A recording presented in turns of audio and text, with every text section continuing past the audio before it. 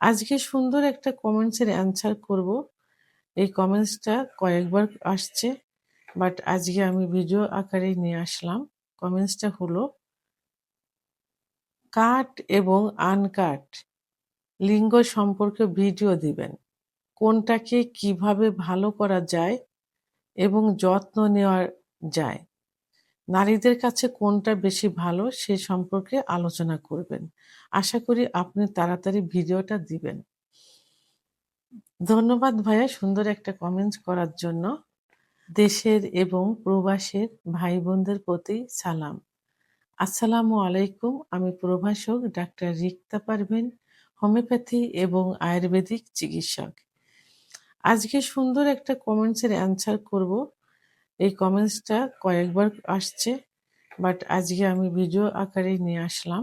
কমেন্টসটা হলো, কাট এবং আনকাট লিঙ্গ সম্পর্কে ভিডিও দিবেন। কোনটাকে কিভাবে ভালো করা যায় এবং যত্ন নেওয়া যায়। নারীদের কাছে কোনটা বেশি ভালো সে সম্পর্কে আলোচনা করবেন। আশা করি আপনি তাড়াতাড়ি ভিডিওটা দিবেন। এখানে আসলে কাট এবং আনকাট লিঙ্গ বলা হয়েছে। এখানে আমি ধর্মীয় দিক দিয়ে প্রথমেই বলবো যে, এখানে কাট বলা হয়েছে যে যারা মুসলমান থাকে তাদের যে মুসলমানি দেওয়া হয়। মুসলমানিটা কোনটা?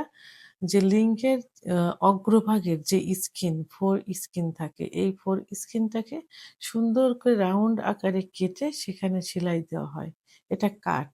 এটা ইসলামিক একটা ধর্মীয় দিক থেকে। আবার কিছু অ অ অসুস্থতার কারণেই কিন্তু এটা সুস্থ করার উদ্দেশ্যেও কিন্তু এটা করা হয়। আর আনকাট কোনটাকে বলা হয়েছে? বলা হয় যেটা আ অন্য সম্প্রদায় থাকে, যে সম্প্রদায়ে বাধ্যবাধকতা নেই যে ফোরস্কিনটা কাটতে হবে, মুসলমানের দিতে হবে।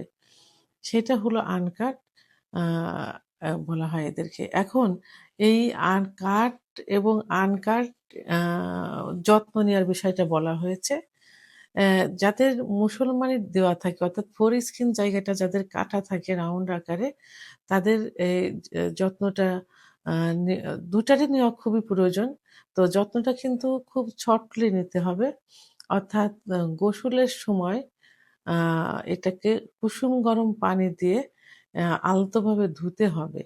এই যে, চারপাশে যে কাটা থাকে, যে সেলাইটা দেওয়া থাকে, এখানে আ এর ভিতরে সুন্দর করে আলতোভাবে আ পরিষ্কার করতে হবে যেন ময়লা এখানে জমে না থাকে। কারণ ময়লা জমে থাকলে গন্ধ-টন্ধ হয়ে যেতে পারে, ওখানে ইনফেকশন হতে পারে। এজন্য কুসুম গরম পানি দিয়ে এটাকে আলতোভাবে পরিষ্কার করতে হবে। আর সুগন্ধযুক্ত কোনো সাবান এখানে ব্যবহার করা যাবে না। সুগন্ধবিহীন যে সাবানগুলো আছে, এই সাবান আলতোভাবে ব্যবহার করতে হবে, পরিষ্কার করতে হবে। এবং পরিষ্কার করার পর অবশ্যই পরিষ্কার পরিচ্ছন্ন গরম পানি দিয়ে আ ধৌত করা একটা টাওয়াল অথবা একটা কাপড় ব্যবহার করতে হবে। অন্যরা যেন কেউ সেটা ব্যবহার না করে, সেটা দিয়ে আলতোভাবে মুছে ফেলতে হবে।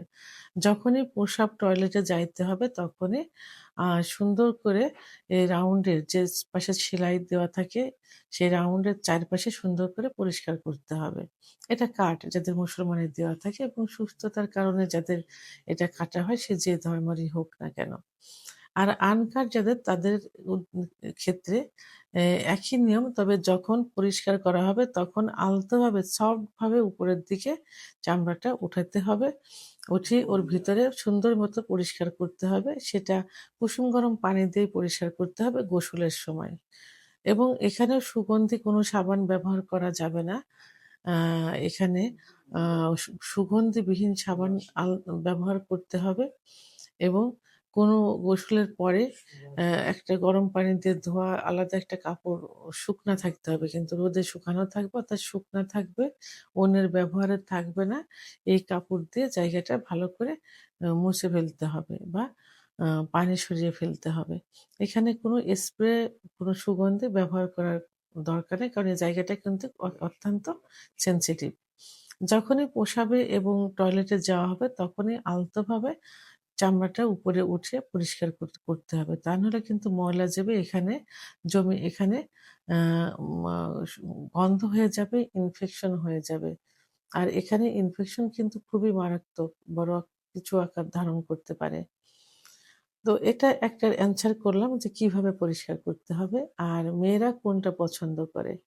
এখানে আসলে পছন্দ করার বিষয়টা ওইভাবে না, যেখানে বেশি সুখ পাবে সেটাই কিন্তু বেশি পছন্দ করে। তারপরেও যেটা কাট থাকে সেটা সেটা পরিষ্কার পরিচ্ছন্ন থাকে এবং দেখতে ভালো লাগে। প্লাস সেখানে কোনো গন্ধ থাকে না। এজন্য কাঠটাকে মেয়েরাই বেশি পছন্দ করে থাকে। আবার আনকাটও কিন্তু পছন্দ করে থাকে। কারণ আনকাট গুলো মেয়েদের কাছে মনে হয় যে প্রাকৃতিক একটা সুখ সেখানে তারা পাচ্ছে এবং আ যে ত্বকটা থাকে এই ত্বকটা আলাদা একটা অনুভূতি তাদের দিয়ে থাকে বা মেয়েদের দিয়ে থাকে এবং আ আ যে কারণে আনকাটও কিন্তু মেয়েরা পছন্দ করে থাকে। তাহলে কাট এবং আনকাট মেয়েরা ২ টাই পছন্দ করে।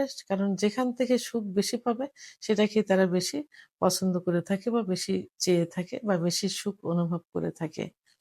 তাহলে আ এখানে আমি কাট এবং আনকাট লিঙ্গের পরিষ্কার পরিচ্ছন্নতা এবং মেয়েরা কোনটা বেশি পছন্দ করে আমি কিন্তু সুন্দর করে বুঝিয়ে দিলাম। এখানে প্রাধান্য দেওয়া হচ্ছে কিন্তু যে সুখ পাওয়াটাই।